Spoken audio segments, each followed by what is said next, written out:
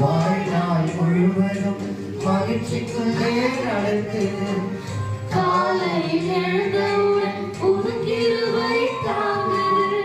வாழ்நாள் முழுவதும் மகிழ்ச்சிக்குள்ளே நடக்குது. நிர்மூலமாகாமலே இதுவரை காத்தீரையா.